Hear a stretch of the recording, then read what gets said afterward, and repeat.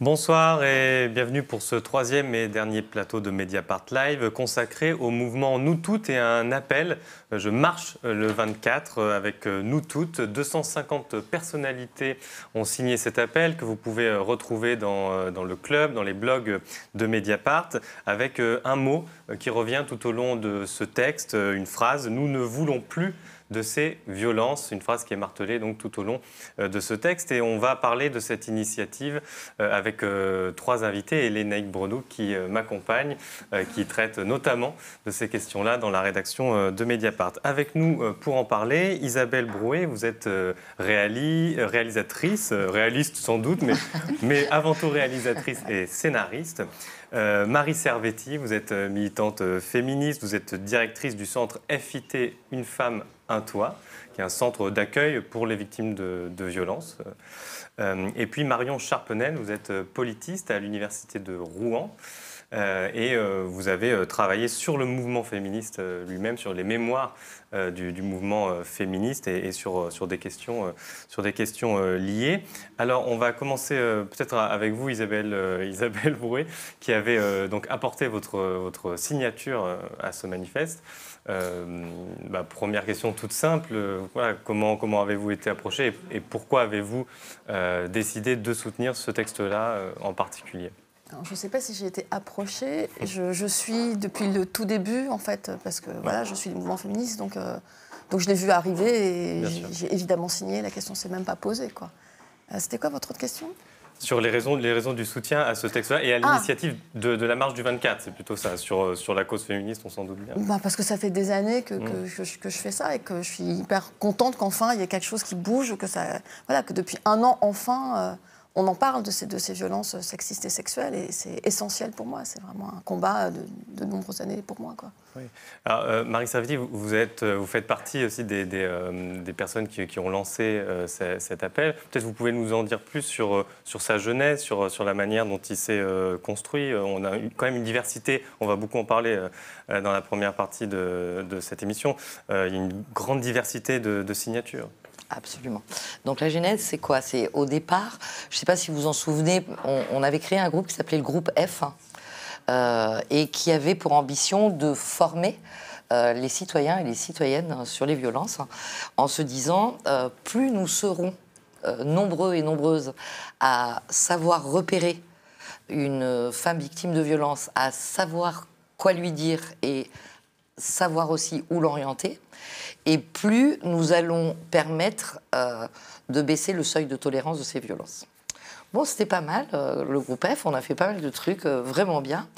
Et puis, vers le mois de juillet, je crois, avec Caroline Dehaas, parce que c'est quand même quelqu'un qui a une capacité d'organisation assez phénoménale, cette femme. Donc, on ne peut pas ne pas parler d'elle, même si il est très important dans nous toutes qu'il n'y ait ni chef, ni...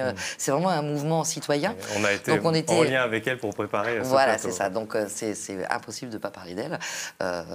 Donc, je lui rends hommage parce que c'est vraiment une jeune féministe qui arrive à fédérer, etc. Et donc, on s'est dit, 25 novembre, depuis des années, on est 2000 au mieux. On n'a pas fait grand-chose en France sur MeToo.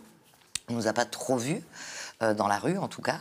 Et donc, en juillet, on s'est dit, OK, on essaye de monter un truc pour regrouper le maximum de gens pour réussir à écraser les luttes intestines dans les mouvements féministes où on n'est jamais d'accord sur rien, on prend un cheveu, on le découpe en 72 morceaux et finalement on n'arrive à rien. Donc là, on va essayer de faire quelque chose sur un dénominateur commun assez simple contre les violences sexistes et sexuelles.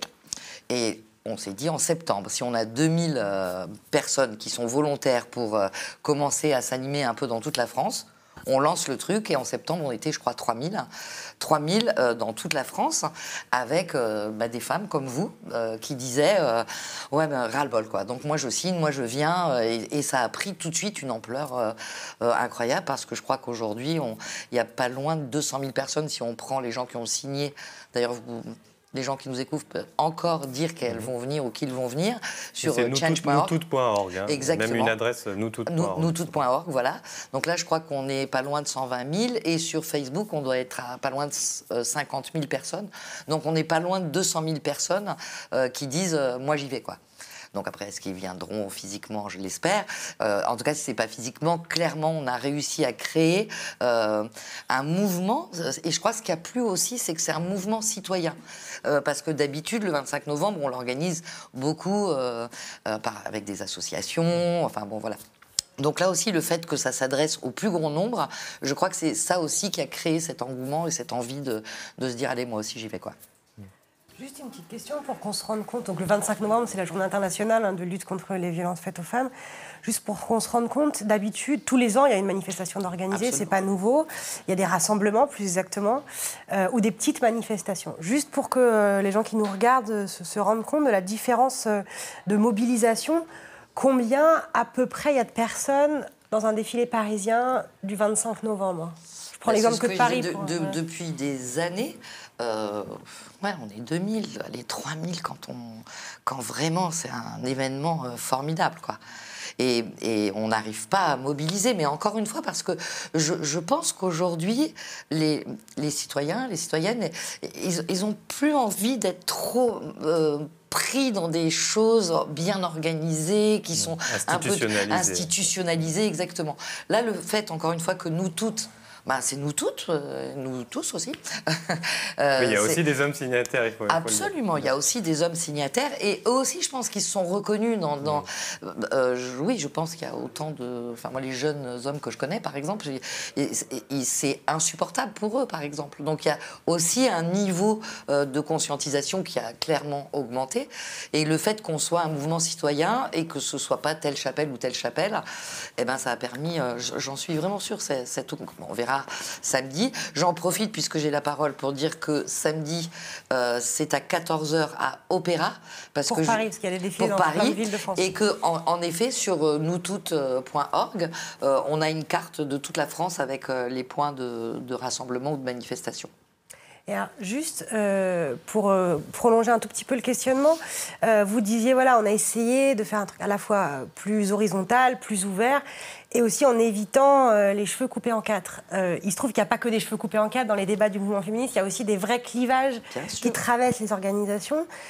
Que ce soit pour deux questions importantes, enfin il y en a d'autres, des sujets de débat, mais deux questions qui font des gros clivages, à savoir la question du voile, de l'islam en général, la question de la prostitution, qui font qu'on a des 8 mars, Journée internationale des droits des femmes, avec 2 rassemblements, 2 cortèges très régulièrement, et des empoignades assez vives.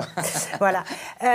Comment vous avez fait cette fois-ci, et c'est là où c'est un peu différent, pour essayer de mettre le maximum de gens ensemble? Je dis ça parce que, pour une fois, effectivement, il y a des gens qui d'habitude ne se parlent absolument jamais, qui sont soit dans les organisatrices, soit dans les gens qui appellent à manifester, soit via un appel un peu parallèle, qui s'appelle Nous aussi, qui sont des gens qui d'habitude ne travaillent pas du tout ensemble. Comment vous avez réussi cette fois à maintenir un peu plus de gens dans le même cadre?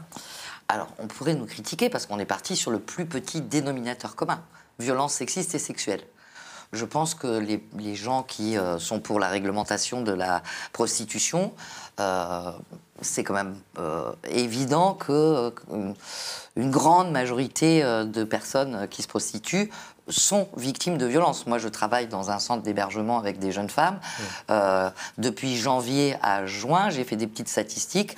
Jusqu'à présent, sur 3 années, elles étaient 17% des jeunes femmes qu'on hébergeait. Là, de janvier à juin, elles sont 30%. Ce qu'elles racontent, c'est franchement pas glamour, quoi. Donc c'est voilà. Ça, c'est le pourcentage de travailleurs du sexe, c'est ça? Non, c'est pas des travailleurs du sexe, justement. Il y a une partie de personnes qui disent moi c'est mon choix, mais moi quand je regarde ce que ça veut dire la prostitution pour des filles qui se retrouvent à la rue et qui préfèrent à qui on propose une nuit au chaud contre un acte sexuel, etc. Ça augmente de façon exponentielle. Enfin c'est fou, quoi. C'est-à-dire clairement les gens avec lesquels je travaille, moi les jeunes femmes avec lesquelles je travaille, ouais, il y a des gars qui me disent, moi vous savez madame, il suffit que je reste 3 minutes avec mon sac sans bouger et il y a un gars qui vient me proposer un truc, quoi. C'est super.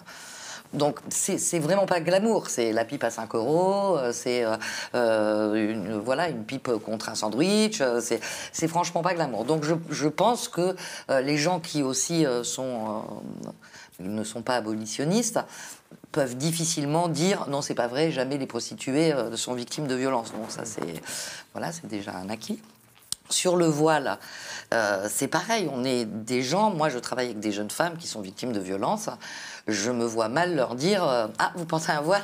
Écoutez, retournez de là où vous venez, hein, c'est con, je suis pas d'accord avec le voile.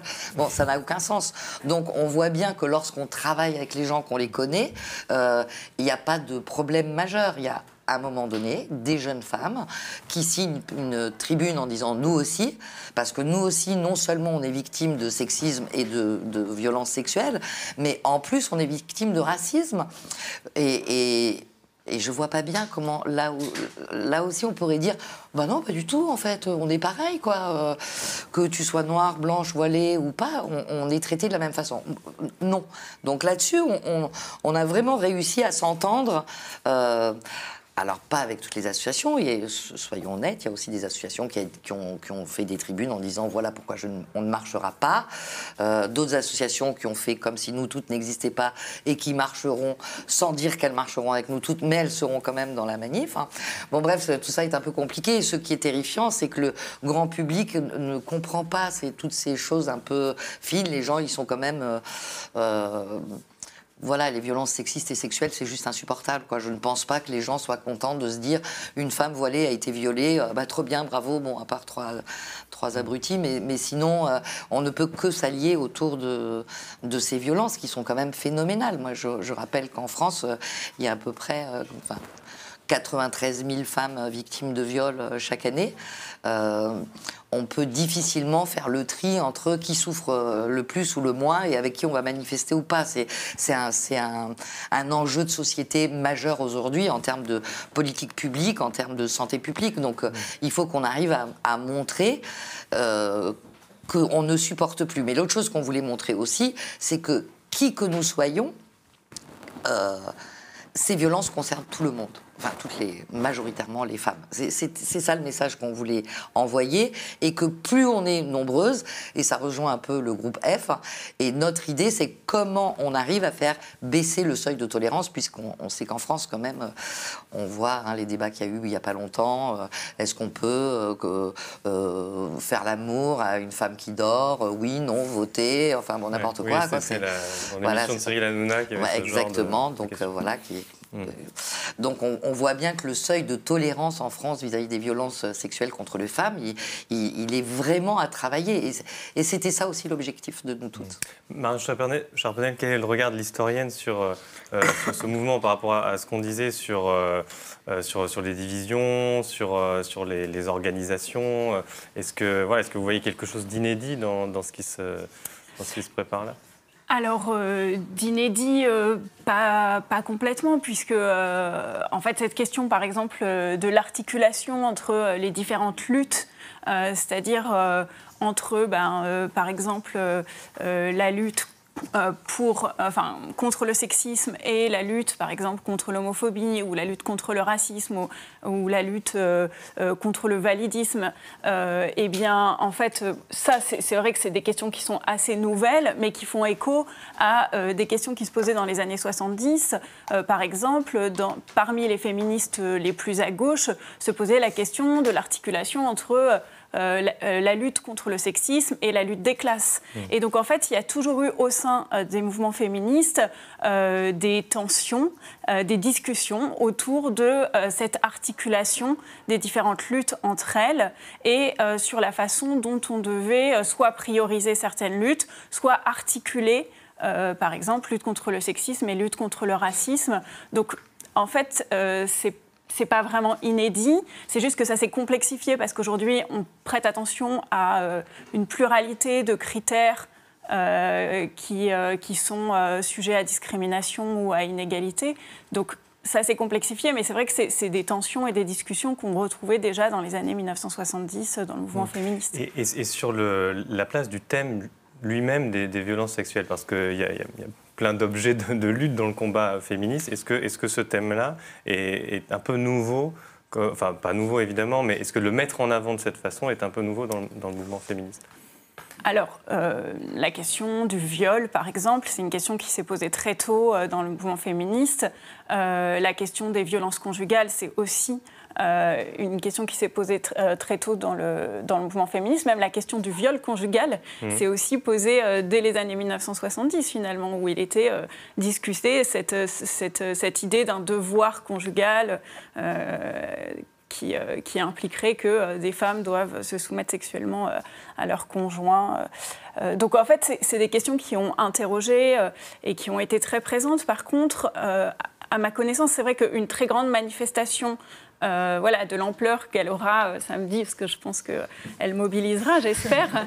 Je pense que là, c'est vrai qu'il y a eu, à la faveur du mouvement MeToo, un renouveau et une redynamisation en fait, de cette problématique des violences qui est pensée maintenant en plus comme un continuum, c'est-à-dire que voilà, on a pris conscience, grâce au travail notamment des sociologues féministes et des militantes féministes, que finalement, entre une insulte faite à une femme parce qu'elle est une femme et un viol, finalement, il y a quelque chose qui est de la même nature, même si il y a une gradation, voilà, il y a un continuum.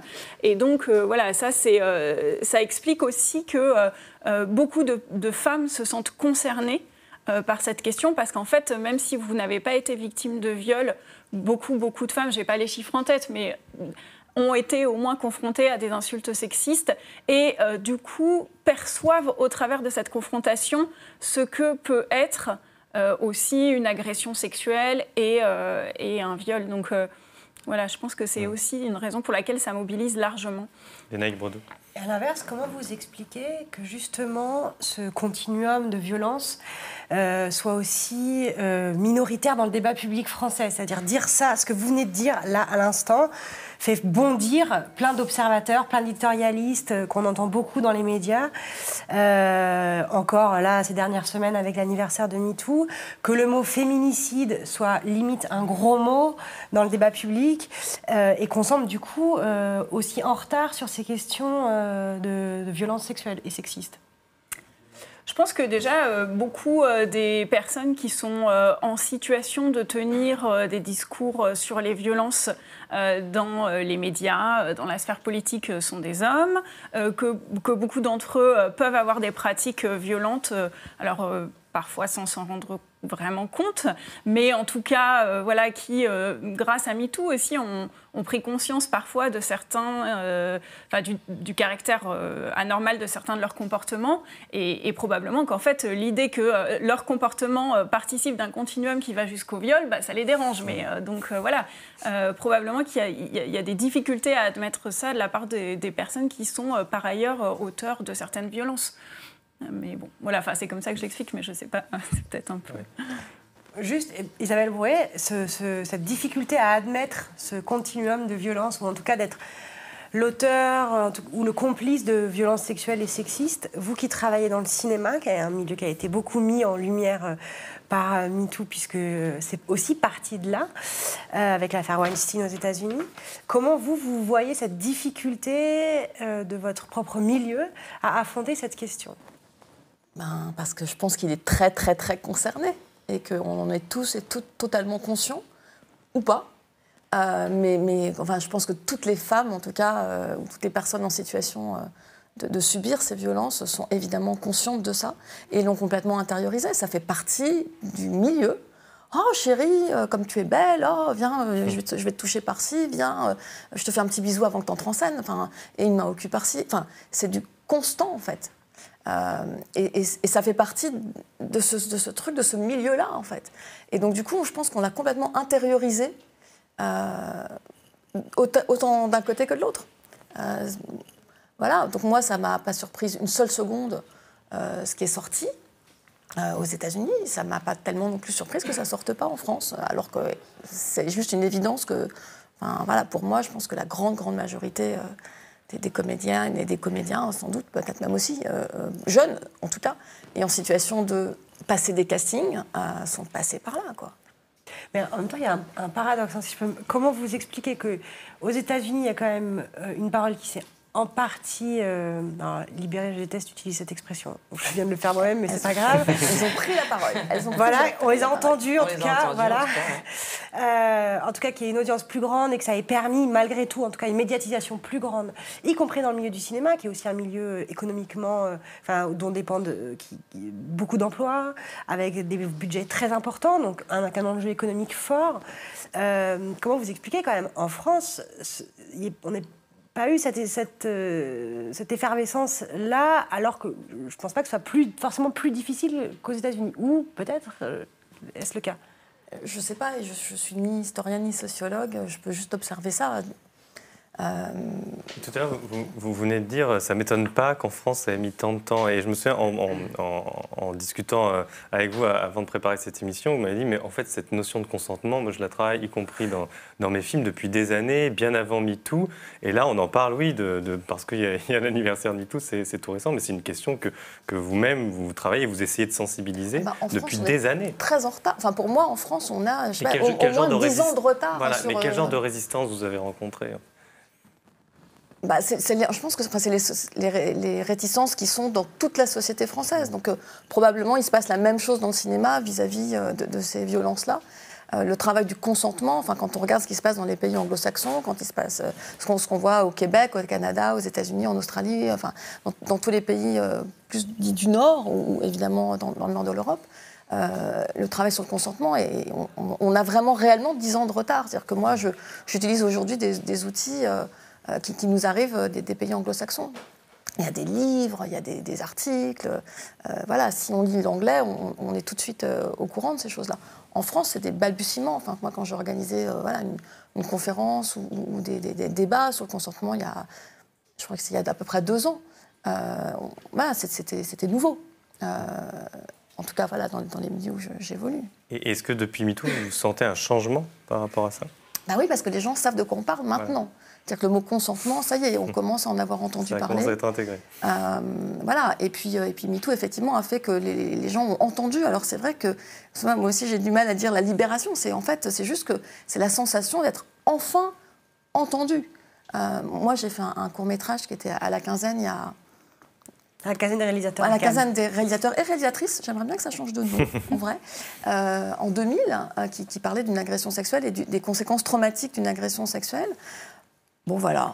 Je pense qu'il sortirait aujourd'hui, on en parlerait beaucoup plus. C'est-à-dire que tout d'un coup, maintenant, effectivement, je me suis rendu compte, en lisant les livres de Muriel Salmona, en lisant tous les livres, tous les articles sur l'amnésie traumatique, sur les traumas, sur la dissociation, qu'en fait, j'avais fait un film de l'intérieur sur la dissociation, alors qu'à l'époque, on n'avait pas les mots pour l'expliquer. Peut-être expliquer dissociation pour ceux qui nous écoutent. C'est le fait que quand on est en peur, en fait, quand on reçoit un choc ou une surprise, on se bloque, quoi. Le cerveau se met en panique, comme un lapin pris dans les phares d'une voiture, et on n'est plus là, quoi. On n'est plus capable de réagir. Et c'est ce qui explique que la plupart des victimes de violences ne parlent pas, ne crient pas, ne disent pas non, ne verbalisent pas le non. Tout simplement parce qu'elles sont bloquées. Le cerveau ne fonctionne plus, quoi. Et littéralement, comme un disjoncteur, disjoncte. Vraiment, c'est ça qui se passe. Et d'où aussi ce truc qu'on a en France qui est non, c'est non. Mais moi, ça me rend dingue. Non, c'est non. Mais non. C'est sans oui, c'est non. Et la formule, elle vient du Québec. Mais voilà, moi, c'est vraiment un truc que je mets en avant depuis des années. C'est s'il n'y a pas de oui, alors c'est non. Si c'est peut-être, c'est non. Si c'est je sais pas, c'est non. Si c'est faut voir, peut-être demain, je suis pas sûre, c'est non.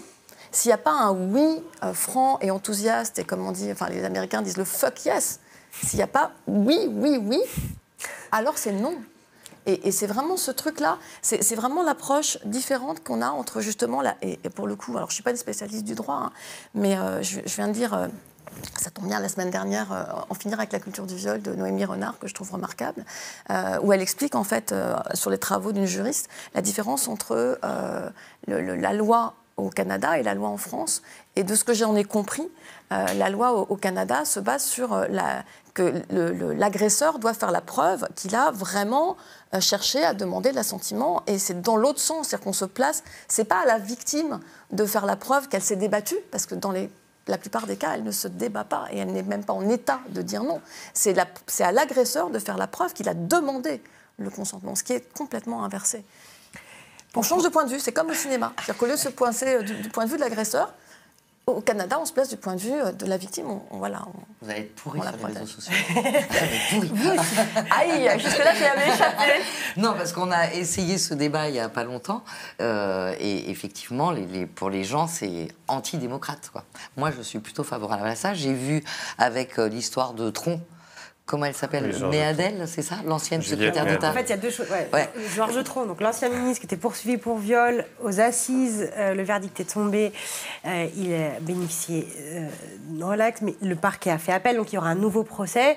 Et effectivement, il y a une ancienne ministre socialiste qui s'appelle Juliette Méadel qui a tweeté le fait qu'il fallait renverser le principe du droit français, qui est de dire que le doute devait bénéficier à l'accusé, aux plaignantes.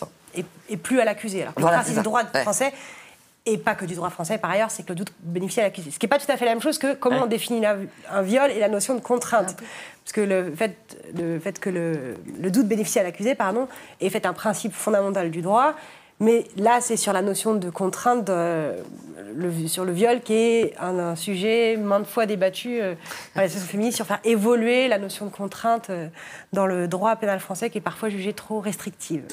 Mais juste pour poursuivre, vous disiez, voilà, il y a plusieurs points de vue, c'est comme au cinéma. Vous qui avez occupé plusieurs points de vue au cinéma, parce que vous avez été réalisatrice, vous avez été script, vous avez été scénariste, vous avez aussi joué dans vos derniers films, parce que vous y faites à peu près tout, qui s'appelle Lutine. Est-ce que, quand même, les débats sur MeToo et ces dernières années, est-ce que ça a quand même fait aussi évoluer votre façon de faire du cinéma, votre façon de faire jouer les acteurs, votre façon de penser votre métier? Alors, là, la réponse est non, parce que MeToo, ça date d'il y a 1 an, et moi, mon dernier film, je l'ai tourné avant, et il est sorti il y a quelques mois, il est encore en salle en ce moment. En revanche, ce qui a beaucoup changé, c'est le fait d'avoir joué dans mon propre film. Et pour le coup, le fait de jouer l'actrice, enfin de faire l'actrice dans mon propre film, et donc de me retrouver en situation, de me retrouver dans un lit avec un comédien à devoir rouler une pelle, tout d'un coup, là, je me suis dit, ah waouh, quand même, c'est pas neutre, c'est pas anodin, hein, c'est réellement ça. Et donc, dans le film, on en parle beaucoup. De est-ce qu'on embrasse avec la langue ou pas la langue, et voilà, c'est tout un jeu, enfin c'est une comédie, donc on en parle, et c'est aussi une comédie sur le cinéma et sur le fait de faire du cinéma et sur le fait que les metteurs en scène ou les metteuses en scène sont quand même pas mal manipulateurs, et donc font faire des choses aux comédiens ou aux comédiennes qui n'ont pas nécessairement envie de faire en leur faisant passer des enfin si, je te jure, ça se voit à l'écran, enfin si tu mets pas la langue, ça va se voir. Le fait d'être, moi, à la fois du côté de la mise en scène et puis du côté de l'actrice, je me suis rendu compte de ce que ça signifiait. Donc ce que j'ai revisité à ce moment-là en jouant, et en étant dans cette position-là de l'actrice, c'est ce que j'avais demandé à mes comédiennes et à mes comédiens sur les films d'avant. Et où je me souviens en particulier d'une comédienne à qui j'avais demandé, où il y avait une scène où elle devait prendre sa douche, et je lui avais dit, bah écoute, voilà, tu prends ta douche, quoi, donc on voit tes seins. Mais enfin, pourquoi tu veux voir mes seins? Enfin, on s'en fout. Parce qu'ils sont beaux, enfin, c'est agréable à regarder. Et elle m'avait dit, mais t'es pire qu'un homme. Alors là, j'avais pris une petite seconde de recul, je me suis dit, bon, je pense qu'il y a... Elle m'envoie un message, là, il y a quelque chose dont il faut discuter. Donc on en avait discuté. Et puis elle m'avait expliqué ce qui se passait et comment spécialement les jeunes actrices étaient... voilà, il y a des sites américains carrément qui prennent les photos, qui font un trafic de photos. Et bon, voilà, une fois qu'une comédienne vous explique l'enjeu, la question ne se pose plus. Et évidemment, elle avait pris sa douche en gros plan. Mais voilà, donc ça, oui, ça a changé. C'était plus le fait de le vivre de l'intérieur et de se dire, ben, c'est pas anodin, quoi. C'est quand même...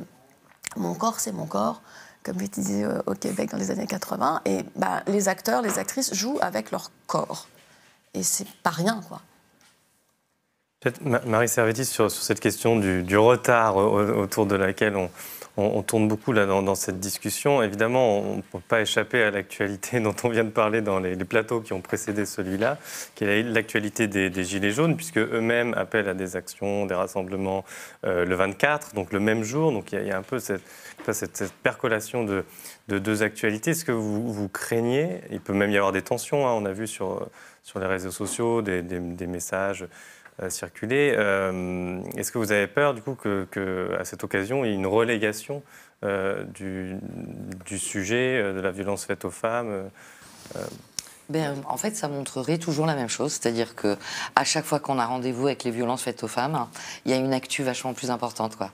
Et voilà. C'est un schéma qui se répète pour vous ? C'est un schéma qui se répète tout le temps, voilà. Donc non, on n'a pas peur. Nous, on continue de mobiliser. Quand je disais tout à l'heure, on n'est pas loin de 200 000 personnes qui déclarent je vais marcher le 24. C'est sûr que si on est 4 000, clairement, il y aura eu une incidence. Moi, j'ai vu beaucoup, notamment de jeunes copines qui n'ont pas nécessairement l'habitude des manifs, tout ça, qui ont 18 ans, 19 ans, qui disent mais t'es sûr, ça va pas être dangereux. Donc voilà, ça a créé un climat insécure, quoi. Et ça, mais ça montrera juste ça, c'est-à-dire quand même de se dire, il y a eu des tribunes, vous le disiez tout à l'heure, de personnalités, de syndicalistes, d'avocats. Qu'est-ce qui fait qu'à un moment donné, notamment les chaînes d'infos en continu, ne se disent pas, mais enfin, il se passe un truc quand même. Non, c'est Gilets jaunes H24. Donc après, moi, comment dire, ce que je suis en train de dire n'est pas une façon de dire, mais les Gilets jaunes, restez chez vous, d'accord ? Ça, c'est bien clair. Je pense qu'il y a un vrai mouvement de colère. Ils sont pas tous racistes, fascistes, etc. Il y en a, c'est clair. Machistes, sûrement aussi. Mais clairement, ils expriment une colère sans doute pertinente. Maintenant, est-ce que eux sont capables de se dire... les violences sexistes et sexuelles, c'est quand même un enjeu capital de société. On essaye juste de pas leur pourrir. Ils n'ont pas réussi à se dire ça, quoi. Ils n'ont pas réussi à se dire, on le fait le dimanche ou on le fait. Je crois qu'ils le font le matin. Vous n'avez pas du tout réussi à avoir d'échanges. Alors c'est très compliqué parce qu'il n'y a pas vraiment de leader. Oui, c'est ça. Donc et puis comme chez nous non plus. Donc en plus. Non, mais j'ai cru comprendre qu'ils font ça le matin. Et nous c'est à 14h. Donc voilà, moi je les invite à dire. Les violences, ça fait un peu bébête de dire ça, mais c'est ta sœur, ta copine, ta voisine, ta cousine, donc tout le monde est concerné en fait. Il y a quand même assez peu d'endroits où, vous le disiez tout à l'heure, où on peut se dire il y a 0 femmes qui sont victimes de violences, ça n'existe pas en fait. Le Haut Conseil à l'égalité entre les femmes et les hommes, on avait sorti un rapport sur le harcèlement sexuel dans les transports en commun, c'était 100% des femmes. Toutes les femmes que nous avions interrogées ont toutes dit non, je peux pas dire que depuis le temps que je prends les transports en commun, je me suis jamais fait harceler dans le métro. Donc c'est quand même un enjeu de société majeur. Tout à l'heure, on se disait mais pourquoi en France on n'y arrive pas par rapport aux États-Unis ? Est-ce que le paradoxe, c'est aux États-Unis, peut-être que les gens sont plus prudes, plus croyants, je sais pas quoi, enfin, ils sont quand même peut-être. En tout cas, en France, moi, je veux reparler de cette histoire de tronc, parce que quand même, quand on a un avocat qui n'est pas n'importe quel avocat, qui a plutôt du talent, et qui Dupond-Moretti, l'avocat de Georges Dupond-Moretti, qui est toujours l'avocat de Georges Tron, et qui dit quand même... toucher une femme et tout ça, elle revient je sais pas combien de fois, mais ça c'est pas une agression sexuelle, c'est une promotion canapé. Et on voit que régulièrement dans des rendez-vous très médiatisés d'hommes célèbres en France qui sont accusés de viol ou d'agression sexuelle, je crois à ma connaissance, il n'y en a pas un qui a pris une peine quelconque, quoi. Et on avait vu ça avec Strauss-Kahn, par exemple, où tout le monde était monté en créneau en disant « mais non, mais je le connais, c'est pas possible ». Puis d'abord, ça pouvait pas être un viol parce qu'il n'y avait pas de couteau. Je me souviens que c'était Yvan Levaille qui avait dit ça, quand même, qui avait un peu oublié d'être bête, ce monsieur, quand nous, on était jeunes. Le gars, pour lui, sa définition du viol, c'était un viol, c'était avec un couteau, mais on sait pas où il a lu ça, elle vient d'où, cette croyance. En fait, c'est pas de croyance, c'est juste si nous ne sommes plus alliés, nous ne pourrons plus fonctionner en toute impunité. Et donc, évidemment, plus j'ai le pouvoir, plus je peux avoir toutes les femmes que je veux. Et puis, ça assoit bon pouvoir. On l'a vu avec les footballeurs, on l'a vu quand même avec des gens qui ont du pouvoir, clairement. Donc, évidemment, changer de comportement, c'est aussi abandonner un peu de son pouvoir. Et moi, je crois que beaucoup... d'hommes en France n'ont pas envie d'abandonner ce pouvoir. Voilà, c'est une théorie qui m'est propre. Je ne sais pas ce qu'elle vaut, peut-être rien. Mais je constate ça. C'est ce que vous disiez, c'est-à-dire qu'un gars qui siffle dans la rue, lui dire, mais tu sais que c'est quand même la première marche à toute une série. Mais c'est comme si on le giflait, en fait. Mais pourquoi? Parce que c'est quand même un pouvoir de siffler les gens dans la rue. Pourquoi nous, ça ne nous vient jamais à l'idée de faire un truc comme ça? C'est quand même un pouvoir.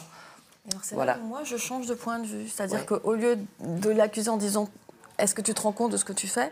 je vais lui raconter ce que moi, je ressens. Ouais. Et tout d'un coup, de dire « Ben voilà ». Et en fait, quand on se met à raconter, quand on commence à discuter en disant « Voilà ce qui se passe à l'intérieur de mon corps quand je marche dans la rue », et que je me fais siffler, et que tout d'un coup, je me fige, je regarde autour de moi pour voir s'il y a du danger, je regarde à quel endroit je peux traverser, est-ce qu'il y a des voitures, et qu'on commence à expliquer ça à quelqu'un en disant, voilà ce qui se passe à l'intérieur de mon corps. Moi, du coup, j'ai plein d'amis qui me disent, OK, la prochaine fois que je marche dans la rue, la nuit, derrière une femme, je traverserai la rue pour qu'elle ne m'entende pas derrière elle.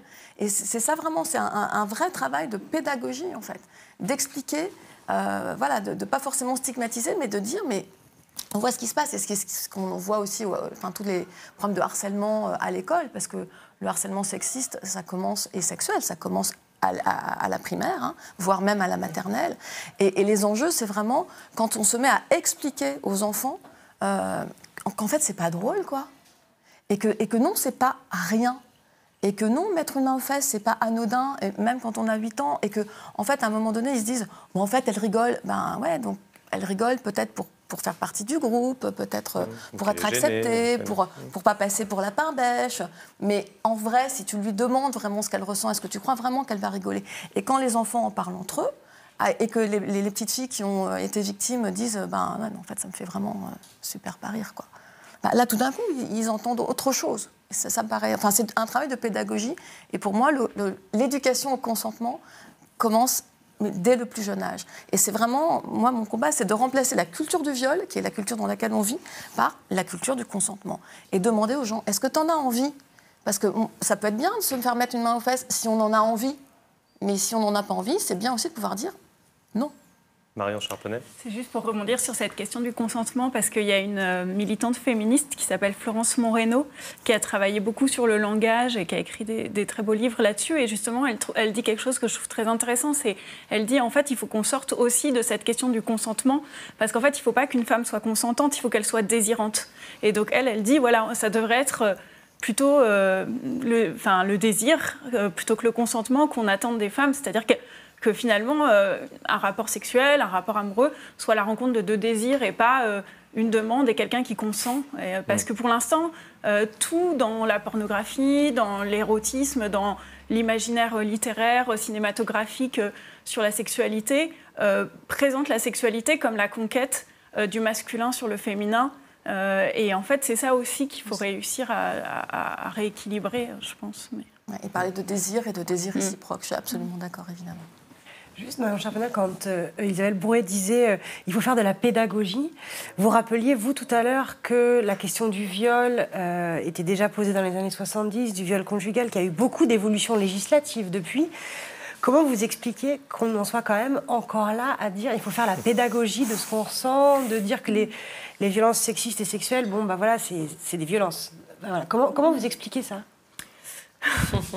Si je pouvais l'expliquer, peut-être que les choses seraient différentes, effectivement. Mais je pense que voilà, c'est vraiment comme vous le disiez très bien, je pense que c'est des choses qui sont incorporées dès l'enfance, que ce sont des réflexes, que toute la culture est imprégnée de choses qui, sans que ça soit explicité, nous font intégrer des attitudes, des attitudes effectivement de consentement, des attitudes de soumission, etc. Et donc probablement que tout ceci fait système et que donc comme tout système constitutif des inégalités, ça prend du temps et c'est compliqué à démanteler. Enfin, bon, voilà, j'ai pas d'explication plus. Quand vous voyez, alors la question peut s'adresser à vous trois, les énormes mobilisations qu'ont connues l'Espagne ces derniers temps, avec quand même plusieurs millions de personnes à manifester pour l'égalité entre les femmes et les hommes. On en est encore loin, même si c'est beaucoup de personnes, 200 000 qui veulent manifester samedi. Là, on parle de plusieurs personnes qui manifestent. Quand on voit les mobilisations de masse qu'il y a aussi eu au Chili, en Argentine, au Brésil, ces derniers mois et ces dernières années, on a quand même l'impression d'être très, très loin de tout ça. Comment vous l'expliquez? Est-ce que vous regardez ces mobilisations avec envie? Qui veut commencer? Des manifestations féministes qui rassemblent des millions de personnes, ça fait toujours envie et c'est effectivement quelque chose de très motivant. D'ailleurs, il y a beaucoup d'échanges en fait entre les féministes au niveau européen, mais aussi au niveau extra-européen depuis longtemps, depuis toujours en fait. Enfin, depuis que les mouvements féministes sont constitués en tant que mouvements féministes, il y a eu des circulations transnationales, des mots d'ordre, des répertoires d'action. Donc, il y a vraiment beaucoup d'échanges en fait entre les féministes des différents pays.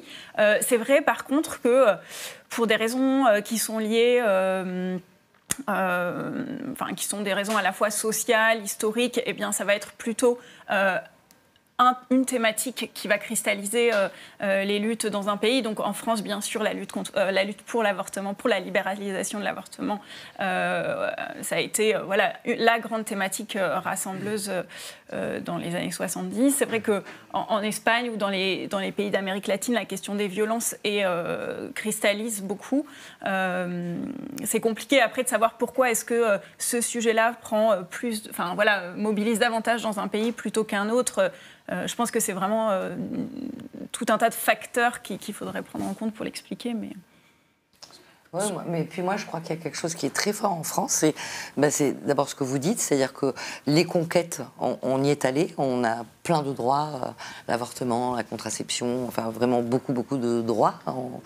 Et donc cette illusion de l'égalité, elle est vraiment ancrée. C'est comme si plus rien n'était à conquérir, alors que, par exemple, en Espagne, il reste encore beaucoup de choses à conquérir. Et ici, en plus, on est tellement sûr que c'est bon, cette égalité, c'est bon, qu'on traite les violences systématiquement comme des faits divers. Il y a quand même assez peu de médias qui ont une vraie conscience de où est-ce qu'on va placer ça, comment on va le traiter. Évidemment, l'association qui s'appelle Prenons la Une, qui explique ça formidablement mieux que moi, évidemment, de où est-ce qu'on le met. Parce que si on le met dans le fait divers, fatalement, il va falloir trouver un titre qui accroche. Donc, on va plus parler, je sais pas quoi, moi, du sandwich que de la femme qui a été victime de violence. Donc, on va être plutôt dans une approche qui anecdotique. Et donc, on ne se rend plus compte de ces violences qui sont massives. Mais justement, dans ce côté illusion qu'on a sur nous-mêmes en France, il y a une phrase d'autosatisfaction assez incroyable qu'on a relevée d'Emmanuel Macron qui dit à propos de violences faites aux femmes « Nous n'avons pas suivi le mouvement, nous l'avons anticipé pour combattre ces violences ». Dans le texte de l'appel, nous toutes, vous dites il y a des solutions, des politiques publiques qu'on peut mettre en œuvre dès aujourd'hui, on les connaît. Et alors, déjà, est-ce qu'on peut citer des exemples de mesures qui ne sont pas mises en œuvre et qui seraient faciles à mettre en œuvre sur lequel le gouvernement n'est pas allant? Qu'est-ce que vous pouvez nous dire de ça? Par exemple, l'un des drames en France, c'est la formation de tous les acteurs qui rencontrent à un moment donné ou pas dans leur carrière, qu'ils soient éducateurs, médecins, dentistes, policiers, magistrats, avocats. Ces gens, pendant leur cursus universitaire, n'ont aucune formation sur les violences, par exemple. Voilà, donc déjà, si on mettait sur la table comment on les forme. Souvent en France, les gens qui sont formés, ça tient sur des individus. Donc une fois que l'individu va dans un autre service et est muté dans une autre ville, tant mieux pour l'autre ville qui le récupère, mais en tout cas, celle qui le perd, elle n'a plus d'interlocuteur. Donc ça, c'est vraiment quelque chose qui est fondamental de former tous les acteurs en contact avec des femmes. Il y a un médecin qui est formidable dans le 93 qui s'appelle Gilles Lazimi et qui dit « C'est fou, moi, j'ai commencé à demander à mes patientes que j'accompagne accompagner parfois depuis 15 ans, 20 ans, en leur disant, mais ça va dans votre couple, je sens qu'en ce moment, vous avez l'air un peu stressé, pas bien. Je sais pas, n'importe quoi, Jean-Jacques, ça va. Ben non, justement, mais j'attendais que vous me le demandiez. Et à partir de là, il s'est dit, mais c'est fou, il faut que tous les médecins posent systématiquement cette question. Donc il fait un travail formidable, hein, ce mec, de sensibilisation, de formation, de conscientisation. Donc, et après, ça, c'est vraiment un enjeu capital. L'autre enjeu, parce qu'on demande aux femmes victimes de violences quel est le plus important pour vous, elles répondent toutes, ou presque, un hébergement. Et il manque en France tellement de places d'hébergement. Vous vous rendez compte, quand le FIT, le Centre d'hébergement et de réinsertion sociale que gère l'association FIT, c'est 60 lits pour des jeunes femmes 18-25 ans, sans enfants avec elles, victimes de violences sexistes et sexuelles. Eh bien, il y a 60 lits en France pour ce public. Voilà. Donc vous voyez, c'est complètement fou, dans un pays aussi riche. 60 lits dans ce public si spécifique. Jeunes femmes, 18-25 ans, sans enfants avec elles, victimes de violences sexistes et sexuelles. Eh bien, on a 60 lits en France. Donc ça, c'est quand même un truc qui montre à quel point il y a encore des pans entiers de politique publique à mettre en place. Bon, enfin, pour ça, il faut mettre de l'argent, hein, c'est clair. On ne crée pas des centres d'hébergement comme ça, pas cher. Donc, le minimum, on demande au moins de poser 1 milliard sur la table. Enfin, moi, je pense qu'il faut beaucoup plus, mais on dit en général que les violences faites aux femmes, c'est un coût pour la société de pas loin de 4 milliards chaque année.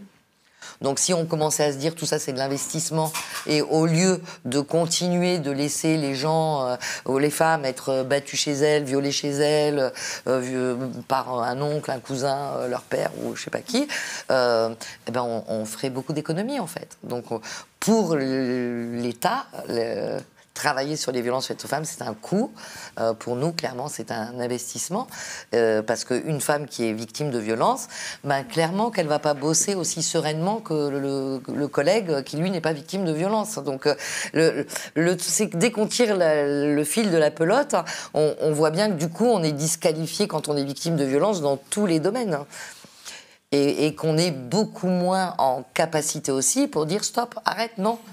Voilà, donc quand on nous explique que c'est de la promotion canapé, ben, il faudrait juste voir aussi ce qui se passe avant, parce que c'est pas facile de dire non à quelqu'un qui a du pouvoir et qui a les moyens d'embaucher une femme ou pas. Donc tout ça, c'est ce que vous disiez, c'est-à-dire que c'est tellement ancré dans la tête, mais en tout cas, ça, c'est les deux choses les plus fondamentales qu'il faudrait faire demain matin. Et hébergement, quoi.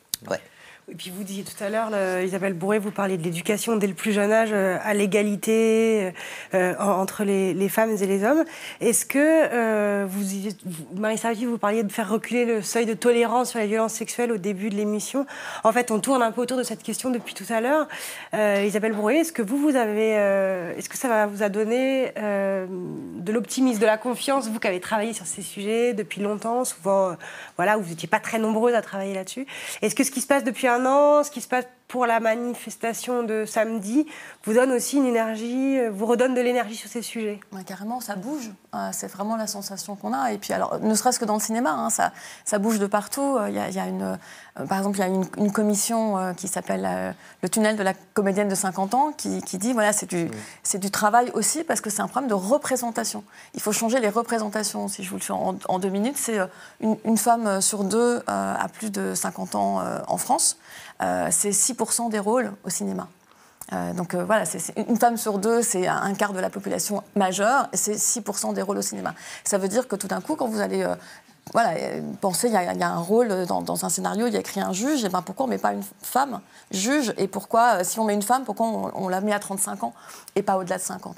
Les femmes, passées entre 45 et 65 ans, bizarrement à la période de la ménopause, ne sont plus désirables, ne sont plus représentatives d'une certaine image, parce qu'en fait, c'est les deux pôles. C'est d'un côté, il y a les jeunes femmes qui sont des objets sexuels, et puis de l'autre côté, passé 45-50 ans, on les jette. Et elles reviennent, on s'appelle le tunnel, parce qu'elles reviennent quand elles ont 65 ans, et l'âge de jouer les grands-mères. Mais il y a autre chose à jouer pour les femmes que les rôles de mère ou de grand-mère, quoi. Donc ça, c'est aussi vraiment une question de représentation.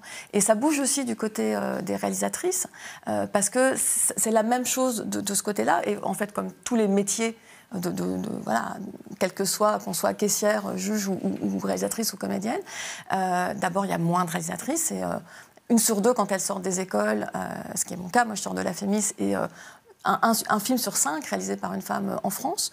Et c'est beaucoup plus que dans beaucoup de pays, mais c'est quand même seulement 1 sur 5. C'est 42% de salaire en moins. Enfin, c'est toutes ces choses-là. C'est que les femmes font moins de films dans leur carrière. Enfin, c'est voilà, tout ça qui fait qu'à un moment donné, il y a moins de critiques. C'est pareil, c'est 1 sur 5. Donc les critiques femmes ne regardent pas les films de la même manière, ou en tout cas les films réalisés par des femmes ou avec des personnages de femmes comme personnages principaux, quand ils sont jugés par des critiques majoritairement hommes de plus de 50 ans, c'est pas les mêmes regards, c'est pas les mêmes points de vue, c'est pas forcément les mêmes centres d'intérêt. Donc c'est tout ça qu'il faut vous faire bouger. Et là, ça a bougé récemment. Il y a eu des assises au CNC sur la parité, la diversité et l'égalité. Voilà, donc les choses bougent, et c'est aussi grâce à MeToo. Donc oui, bien sûr qu'il y a de l'espoir. Heureusement qu'il y a de l'espoir. Y compris les femmes racisées, pardon. Parce que évidemment. Voilà, merci. Oui, c'est important. Parce que, essentielle, oui, c'est ça. Il y a évidemment. les ménopausées, mais il y a aussi les sûr. femmes jeunes, racisées, ou qui sont Bien plus sûr. vieilles et qui sont pratiquement absentes Complètement absentes, du cinéma français. Alors, on avait fait un plateau ici sur la représentation des femmes noires dans le cinéma français, où effectivement c'est assez calamiteux. Marion Charpenel, est-ce que vous vous dites, même si c'est difficile d'observer les choses presque en temps réel, que ça bouge, qu'on est devant quelque chose d'un peu charnière, d'un moment un peu charnière du féminisme français? Oui, c'est un peu une plaisanterie qu'on a avec des copines chercheuses, historiennes du féminisme, où on dit toujours qu'on est dans le haut de la vague. Parce que c'est vrai qu'on a tendance à penser que... on pense souvent l'historiographie féministe comme des vagues, donc la première vague, la deuxième vague, la troisième, quatrième vague, etc. Et c'est vrai que nous, depuis qu'on a commencé à s'intéresser au mouvement féministe, on regardait toujours un peu ces vagues en se disant « Ah, quand même, ça devait être bien quand on était en haut de la vague ». Et là, c'est vrai que depuis 1 an, à chaque fois, on se dit « Ça y est, on est en haut de la vague ». Donc c'est un peu... Mais alors le diagnostic, pardon, excusez-moi, je vous interromps, mais le diagnostic, c'est lequel? C'est celui de... Est-ce qu'on peut chiffrer cette vague, ou est-ce qu'on peut dire oui, il y a une vague? Je ne sais pas quels critères on utilise, quoi. En fait, je pense que cette métaphore des vagues, elle est problématique parce qu'elle laisse penser qu'il n'y a rien entre 2 vagues. Alors qu'en fait, il y a toujours des associations qui militent, des gens qui se mobilisent. Et puis, mais en tout cas, ce qui est certain, c'est qu'il y a eu une visibilité médiatique, même dans l'espace public, de la question féministe qu'on n'avait pas observée depuis très longtemps. Même si, souvent on a tendance à oublier quand même des moments où le féminisme a fait débat. Et c'est vrai qu'en fait, quand on regarde, depuis les années 70, il y a quand même eu le mouvement pour la parité qui a quand même beaucoup mobilisé, où il y a eu des débats très forts dans les années 90. Au moment de la création de Ni pute ni soumise, il y avait eu aussi des très grandes manifestations, beaucoup de discussions, la question du voile, la question de la prostitution, qui sont quand même des questions qui ont donné lieu à d'intenses débats. Donc, en fait, on a toujours tendance à dire les questions féministes sont peu présentes. Je ne suis pas convaincue, elles sont présentes, mais elles sont souvent un peu maltraitées. Et par ailleurs, c'est vrai qu'il n'y avait pas peut-être les ressources militantes pour faire des manifestations, parce que ça, c'est vrai que la manifestation, c'est un répertoire d'action qui demande quand même du nombre. Mais il y avait d'autres formes d'action, des rassemblements, mais aussi des actions peut-être plus feutrées, mais qui ont joué un rôle. Par exemple, une association de militantes comme La Barbe, elles sont peu nombreuses, mais donc leur mode d'action était d'investir des lieux de pouvoir qui sont en majorité masculins, donc les conseils d'administration des grandes entreprises, des assemblées en fait politiques masculines, et avec des barbes postiches de venir en fait dénoncer l'absence de femmes dans ces assemblées.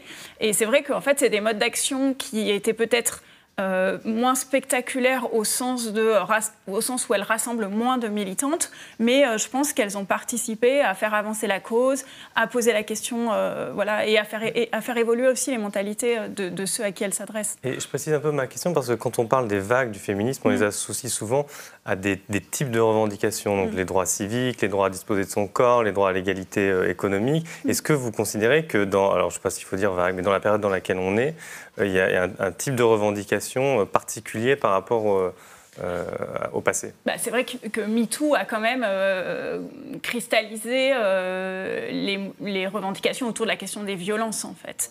Même si la question des violences, en fait, elle est quand même très liée à la question du droit à disposer de son corps. Parce que, voilà, le viol, c'est aussi le droit à disposer... Enfin, c'est aussi revendiquer le droit à disposer de son corps. Donc, il y a des continuités avec la seconde vague. Si on considère que la seconde vague, c'était le droit à disposer de son corps, même si, voilà, c'est l'avortement qui avait surtout... Enfin, voilà, qui a été un peu central. Mais c'est vrai que la question des violences, via MeToo, a pris une place particulièrement importante ces derniers temps dans les mobilisations féministes. Eh bien, merci à toutes pour cet échange. Et puis, on rappelle la date du 24 novembre. Je vous laisse redire le lieu et l'heure précisément. Donc, 24 novembre, 14h à Opéra, à Paris. Et puis, pour les autres villes de France, noustoutes.org. Et là, on a une cartographie de l'ensemble des manifs partout à Paris. En France, pardon. En France, voilà. Non, mais parce que je suis corse, alors. Non, je ne suis pas parisienne, je suis corse. Eh bien, merci à vous de nous avoir suivis. Je rappelle que Mediapart Live revient mercredi prochain et ce sera un live spécial climat en amont de la COP qui se déroulera en Pologne début décembre. Merci à vous. Au revoir.